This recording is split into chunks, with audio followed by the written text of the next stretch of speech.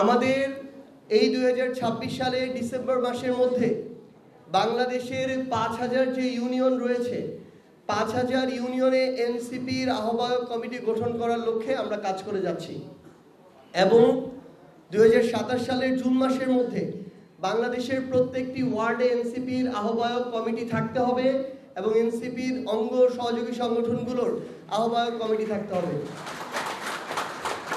আমরা ইতিমধ্যে 100টি উপজেলা এবং পৌরসভায় প্রার্থী ঘোষণা করেছি। সেপ্টেম্বরের প্রথম সপ্তাহে আরও 100টি উপজেলায় এবং পৌরসভায় আমরা প্রার্থী ঘোষণা করব। কিন্তু আমরা স্থানীয় সরকার মন্ত্রণালয়ের মাধ্যমে যতটুকু জেনেছি যে ডিসেম্বর জানুয়ারিতে ইউনিয়ন নির্বাচনের মধ্য দিয়ে আমাদের স্থানীয় নির্বাচন শুরু হতে যাচ্ছে। সেই লক্ষ্যে এবছরের নভেম্বরের মধ্যে বাংলাদেশের 5000 ইউনিয়নে এনসিপির পক্ষ থেকে এককভাবে চেয়ারম্যান পদপ্রার্থী ঘোষণা করা হবে।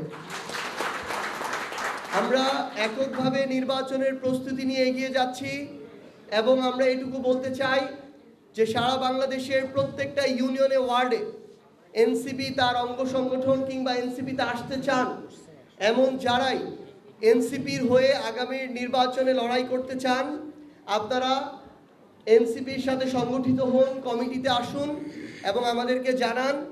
আমরা প্রত্যেকটা উপজেলা পৌরসভা এবং ইউনিয়নে এনসিপির পক্ষ থেকে খুব দ্রুত প্রার্থী ঘোষণা করব ইনশাআল্লাহ।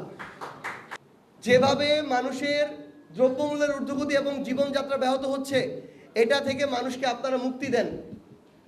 আমরা আপনাদের কাছে আহ্বান জানাতে চাই যে পে স্কেল খসড়া করা হয়েছে আগামী মাস থেকে যেন সেই পে স্কেলের বাস্তবায়ন করা হয়।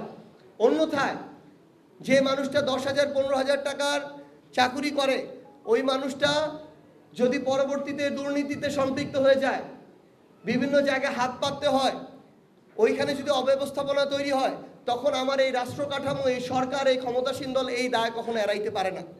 সো আমরা এনসিপির পক্ষ থেকে আহ্বান জানাই যেন অতি দ্রুত সময়ের মধ্য দিয়ে আমাদের এই পে স্কেল বাস্তবায়ন করা হয়।